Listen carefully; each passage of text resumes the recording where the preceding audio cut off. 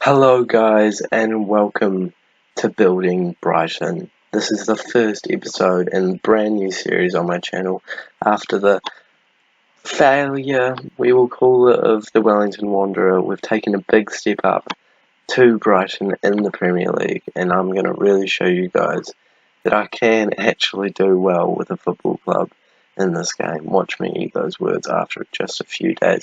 And here we go. We have been signed for Brighton on a 2-year deal with 30k per week. Don't mind that at all. That's a big step up from being at Wellington Phoenix. And Brighton are a 3-star reputation side who finished 17th in the Premier League last year, so only just survived. And I'm thinking we can take them up to about a mid-table side this year. That's our plan. And they were predicted to finish 18th by the media. And probably, this is the side that we have. Probably the most important players in it, in my opinion, would be Aaron Moy, Proper, Gross, Mope, and then, of course, Dunk in defence. The game reckons that Duffy is the key player, but we're going to have to build the team up quite a bit to get it to the point that I want it to be at the start of the season. Here is the club vision. This is what the club want us to do. We want to sign young players, and that's definitely what I want to do as well. Sign young players to develop for profit. That's always my plan. Maintain the club's global reputation. I'm sure, if anything, that's just going to be going up as long as we do what we're planning on doing, and we're just expected to avoid relegation. And again, that is really what we would want to be doing. Eventually, they want to become an established team in the Premier Division, so just, chill out in the mid-table, but I'm hoping to take us up to about the mid-table side by the end of this season, and I'm just really hoping to not have to fight against the relegation at all. So that's basically our plan. Now it is, of course, time to meet the team. Up in striker, we've got a lot of depth there. Unfortunately, 2 of our best strikers out of the 3 are out on loan, so I am definitely thinking about bringing back some of the players on loan. We probably need to improve that right side, but that left side looks pretty strong with Trossard out there, who's just come into Brighton in real life, and it's not doing too bad in real life. In midfield, we're pretty okay there. I think, we'll definitely not need to be prioritising that, but if the right midfielder came up for a cheap price, I certainly wouldn't say no. And then in the defence, this is certainly our strong area with Duffy and Dunk linking up to make a great partnership in defence. Bernardo, amazing out on that left side, and Montoya doing a pretty solid job out on that right, especially if he does play bad, then we just have to bring in Chilito. So we have a bit of the cover out there. Matt Ryan, right now, is our best goalkeeper, the Australian man. And I think we'll keep him for now, but if the right goalkeeper comes up again, I'll bring him in. And this is the tactic that I think I'm going to run with. I've just got the Gagan press up right now, just to, give us an idea of where we want to go. But this is what I think is probably the best side, with Stevens playing in CDM. My second tactic that I'm training is a tactic that I used back in my Bournemouth save a wee while ago, which is why it was called Bourne. And so it basically was 4-4-2 with 2 strikers, and I'd put Glenn Murray up in there, and I'd bring Trossard out and bring Izquierdo or something like that out onto the left, and give that a crack if it's not going well. And I think I'm going to add a slightly more defensive tactic as my last one as well, but I haven't done that just yet. Taking a look at the club finances, we have 15 million to spend and just a little bit of a wage budget, if we take a look over there, to work with. It's not a lot, but it's certainly going to be enough. And I had a look at our development centre, and we have some very good young players coming through on this side, and it's definitely going to be something that I'm going to have to keep an eye on, because there's a lot of them coming through, and they look pretty positive right now. So I'm definitely going to have to try and tinker with those players down in the youth teams, and I've actually brought a few up already, with Connolly coming up. Melkar, I think is how you say it, is coming up as well. And definitely one of our biggest talents is Alzate, who, if you don't know, actually is playing a little bit for Brighton in real life these days, and he's not doing too bad.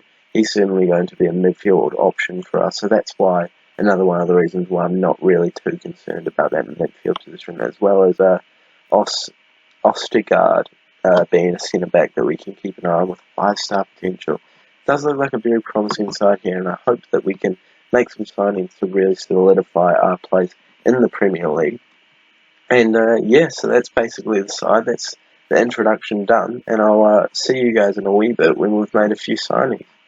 The transfer window is closed, and these are the games that we played in our pre-season. We've done pretty well. A couple of draws in there that weren't very impressive, so I did change into a 4-4-2 tactic, and since then we've played really well. Only wins, and I'm not going to act like we've been beating Manchester United, but it's certainly the kind of start to pre-season we want, and hopefully that can continue on in our first game against Aston Villa. The transfers have been made, and some players that have come in have been Lorraine, and he's come in from Real Betis on a loan, and with an option to buy of $2.7 million. So if he plays well for us, which I think he will, being a bit of a rotation player for only 9.5k a week, by the way, 3-star cone ability, 3.5-star potential ability, great stats overall. I can't see how he won't be a good substitute for us, and I imagine we'll end up activating that potential release clause. We've also signed a new goalkeeper in Pacheco. Yeah, let's go with that. And he came in from Real Madrid for only 3.5 million, and he's a 3.5-star goalkeeper with the potential at the age of 27 to rise to 4 stars. If you compare him with Matt Ryan, if it lets us do that, there we go, Matthew Ryan.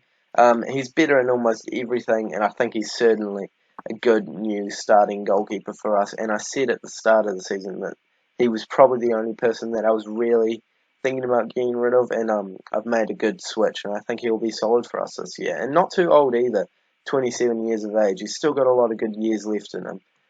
Then we've made the signing of Gyro for only 1.6 million. You guys probably see a pattern already of some really, really cheap deals from me, because we didn't have too much money to spend, and I didn't feel like we desperately needed to make any signings, so I was pretty chill with the amount of money that I did spend. But I feel like he's a solid player because he's got some nice stats, and I don't feel like that 3-star ability tells the whole story with a player that can play on either wing, either in midfield or attack, and that's exactly what you want, just a bit of versatility, and I think he'll be really good for us this season.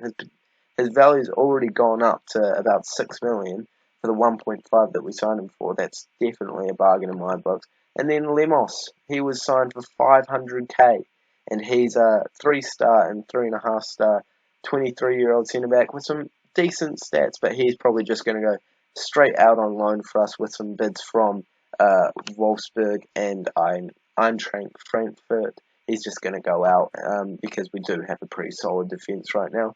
We made some loan deals where we've gotten rid of Connolly out to West Brom, and this young player who I think my under-23s manager did. Then Baluta, who looks like a pretty solid central defensive midfielder. We'll have to keep an eye on him.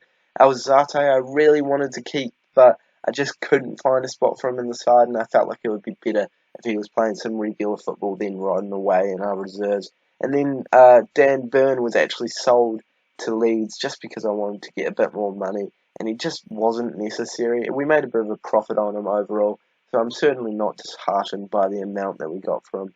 And there's still a few players left, a few deals that I'm wanting to do, especially the Lemos one. And we want to get rid of Button and also Steele, who's been dropped down to our reserves. But this is the squad, and this is the tactics that we're going to be running for the first match. Mopay up top. We did bring back from loan and Done, and I think he'll be a really good striker for us with the best stats, the best star rating out of any striker in our club, and we do have quite a few strikers with Malpay, Lauren, and Murray, the veteran, on the bench. We also brought back Ben White from loan, who just looks amazing. He looks like such a good young prospect, and I think having him out on loan is just a silly idea when we could really be using him on our bench. And he will be brought on a lot, and if any of our defenders get injured, straight away he's going to come into that side. It has meant that Adam Webster, one of our more expensive signings, has been pushed to the reserves. Unfortunately, that's not what we want, but I'm not sure what they were thinking about spending that kind of money on him, but obviously in real life he's probably a very different player to the player that he is in Football Manager. But yeah, that's the side that we're going to go with, and we're going to jump straight into our first match against Aston Villa, and I hope that we can get a win against a newly promoted side. Just before we jump into the first game of the season, I thought I'd quickly say that we did bring Gross in for proper, because I didn't think he was properly fit just yet. There's more of me to come. And unfortunately, our great left winger, Trossard, is actually not fit right now. He got an injury during pre-season, so if you're wondering why I'm not playing him, it's not because I'm terrible at the game. That's just why I'm going to lose this game. But I'm actually feeling pretty optimistic with this Aston Villa side, and I think we can come away with a win here. And I'm going to tell the boys that I'm expecting... No, I'll say it's over to you. And I'll let them know that I've got some faith in them, because it never goes badly, but it didn't actually go that well today. So maybe that's a sign that I should stop doing that. But we're going to go straight into the first game of the season, and straight away turn extended highlights off, because ain't nobody got time for that. That's an old meme. I should really stop making jokes in this video.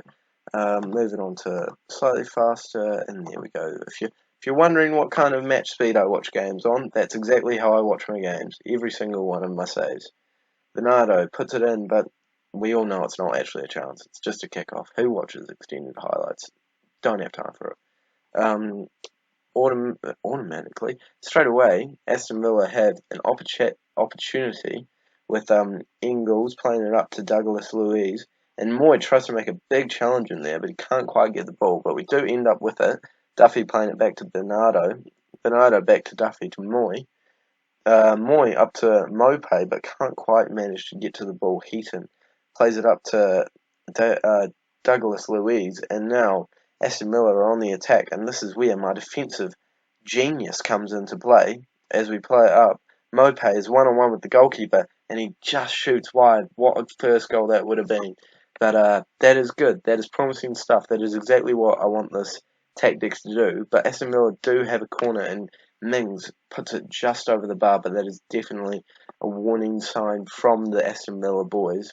We're not dominating possession, which is a little bit concerning with this tactic, because normally it is a pretty position dominating one, but we'll not stress too much unless we start going a couple of goals down, as we might here as Aston Villa comes on the attack. McGinn up to Wesley to Jonas, and they're playing it around pretty well, and shoot just wide. That Cam Juanpi, yeah, let's go with that. I tried to sign him on loan, just like they have there, but he actually chose to go to Aston Villa instead of us at Brighton, so hopefully we can make him regret his decision by beating them here today, but honestly, he probably made the right move for his career, because I feel like they're going to play him a lot more than I would have, because I was really just thinking about putting him on the bench, but it isn't looking too promising right now, with Aston Villa absolutely dominating the shot stats, and the position is definitely more going towards them, but we might have to switch it up at half time if it keeps going this way, but right now I'm not too concerned.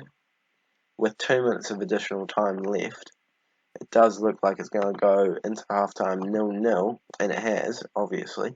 And I'm going to tell them not happy with the performance out there. Try and fire the boys up and see if we can continue with the tactic for a bit longer, because I know that it works. It's worked for me in the past, but maybe just not with this Brighton side. So I'm going to keep going with it, and yeah, I'm sure you haven't seen very many Football Manager YouTubers using the 4-4-2. So yeah, maybe I should just be listening to the rest of the Football Manager YouTubers, but they're all mainstream using their Gegenpress, and it does create chances like that with Samperio trying to get in there.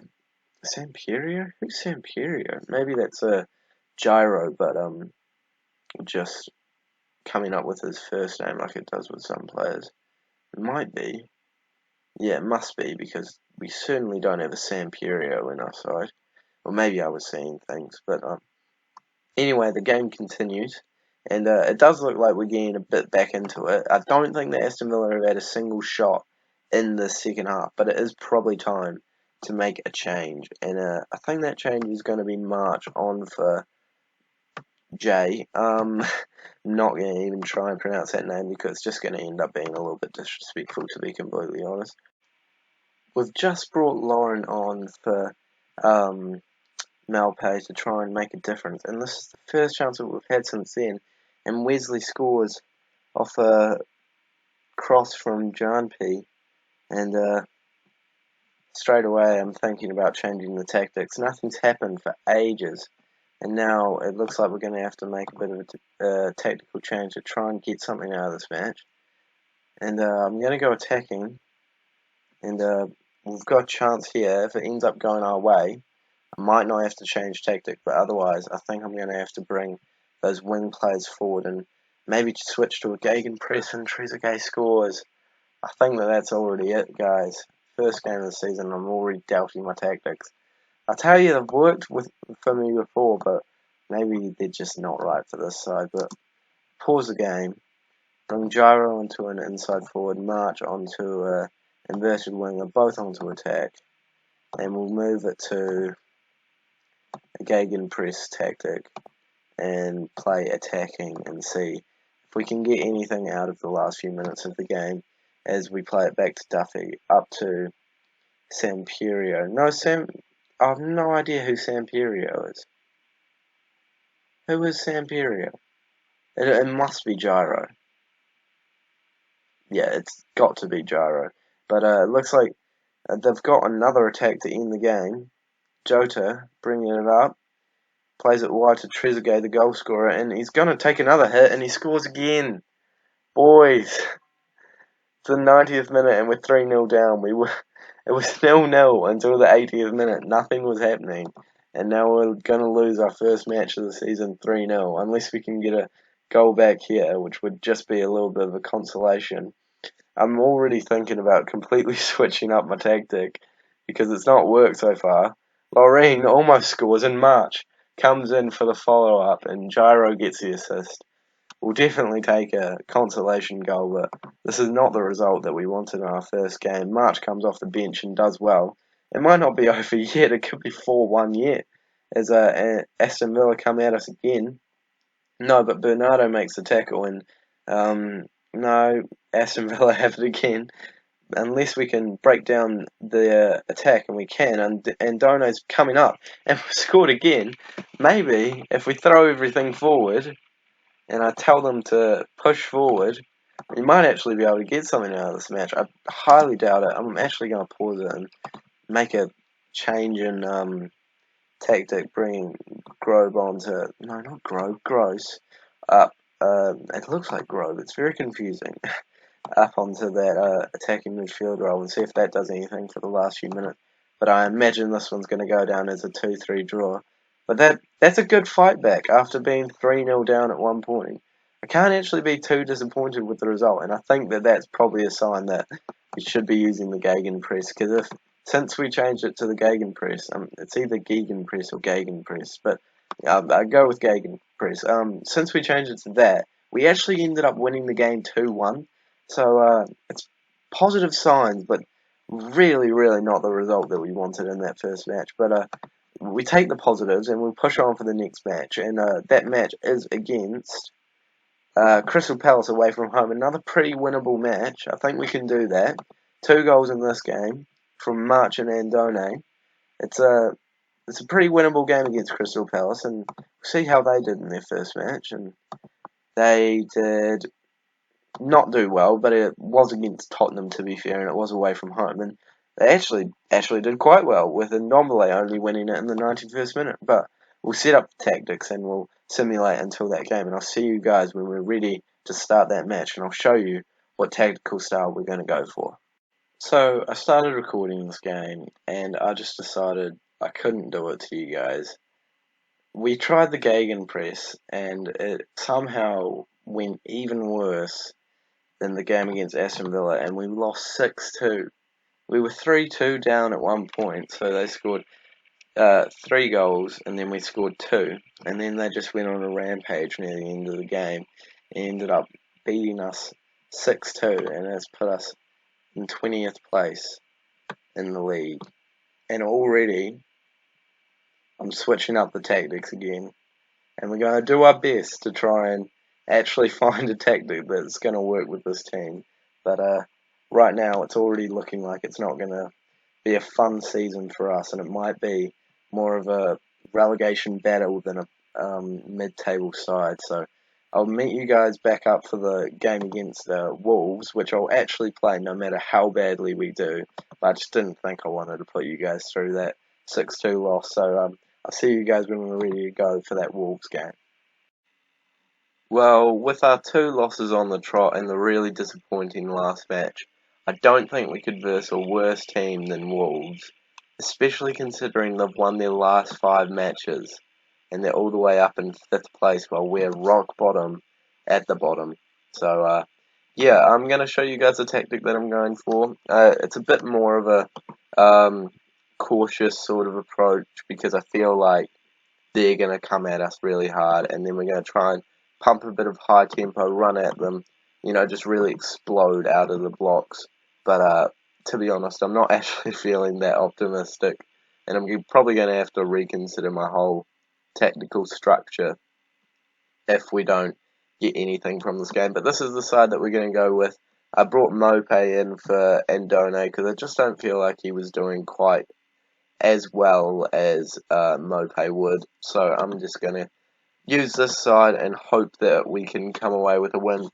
And yeah, Gyro's back to being fully fit. Sorry, not Gyro. Trossard's back to being fully fit, which is what we want. One of the best young players in our side, and he will be a key part of our side for a couple of years, I'm sure, unless he ends up being a bit of a flop. But I think he'll be alright. I know we're underdogs, but let's give the fans a game to cheer for, which is always a good message to the boys. Try and give them a bit of reminder why we try to play well here, and hopefully that gets through their skulls and makes them think, we can actually win some games, or at least play well, or at least not lose by 4 goals to Crystal Palace. But right off the bat, we have just about 0 possession and no shots to our name, but Wolves seem to be providing a couple, as we are already on the back foot, as Moutinho puts in a ball all the way out to Otto, and Jimenez tries to take a hit, and they're putting it back around the box, and Matt Doherty has scored within the 23rd minute, and already the tactics are flying out the window, and I'm moving back up to balance to see if we can do anything. And that's not how the plan was. We were trying to close them down, defend better than that, and just hit them on the counter-attack, but it doesn't look like it's worked. So we're going to have to reconsider our tactic, and we have been getting more position already, which is what we want. And they've got an injury to Jota, which isn't bad, but we've still not had a single shot in this match, and we're still actually not doing well on the possession. So again, it is looking like we're going to have to reconsider our tactics, but maybe it's the build-up play that isn't going well. So I'll put the put it down to shorter passing and slightly lower tempo and see if that does anything.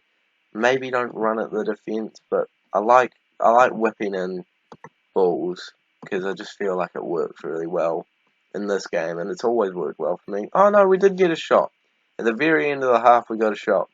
But Wolves have another chance, and Doherty almost scores a second of the game from right wing back, but we managed to keep it out, and they do have a corner, and Moutinho puts it in, and now Gyro is able to counterattack for us, and he is stopped in his tracks by Otto, and that's probably going to be the end of the chance. Showing us a bit of goal line technology there. Definitely didn't go over the line in my opinion, but didn't really need to see that, but we got to see it anyway, bit of a bonus. And already I think change is needed, and I think that change is going to be,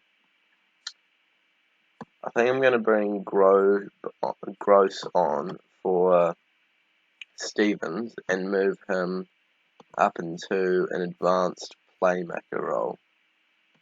Yeah, I think that's what I'm going to do. And then move Proper back to a Mazzala and hope that can create some chances in the midfield area, because I feel like that's where it's kind of leading us down, because the service to the attacking men doesn't seem to exist right now. So if we can sort out that midfield, maybe we can sort out the attack. But I don't know why Duffy's doing a long ball like that. That is not the tactic that I'm asking to do. I'm actually on the shortest passing possible, and it's just not working. But Duffy does play a good pass out to Trossard, who is probably going to look for a pass, and he does, and he finds Proper. Proper swings the ball in, and Mope has been pushed, and I think we've got a penalty. Yes, we do. And this is a great opportunity to get ourselves back into the match. Trossard steps up for his first goal in a Brighton shirt, and he can't score it. Ah, for goodness sake. We just need one thing to go away in the save. And that was a lifeline that we just couldn't take, and Trossard's automatically gone down to a 6.0 rating. But we do have a chance here with Mope shooting just over the bar, but these are already some better signs. We're doing alright now, and I think I'm going to go with my assistant manager's advice and take Trossard off. You'd have to be pretty strong to not be a bit mentally destroyed by missing a penalty to score your first goal for a side. So I'm going to take him off. He hasn't played well this game, and especially with the penalty miss, I feel like I just can't justify keeping him on the pitch. But if nothing else happens for the next 5 minutes, once we hit the 80th minute, I think I'm going to go to a more attacking approach, because we really have nothing to lose here. Like, a win does nothing for us. Even a draw does minimal for us. But that's how it did end. 3 losses on the trot. 1-0 loss to Wolves to end the episode. And we're going to have to work out a new way to start winning these games, especially with Tottenham and Man City coming up. I reckon I'll come back to you guys around the Chelsea game sort of area, just depending on how the form does and if we don't get sacked, because to be honest, that's honestly on the cards right now. But thank you guys so much for watching this first episode of my new series with Brighton. I hope you're enjoying it, and I hope you can support the series and continue to watch it. But until next time, thank you guys so much for watching, and hopefully while you guys are gone, I can make some better performances out of this team.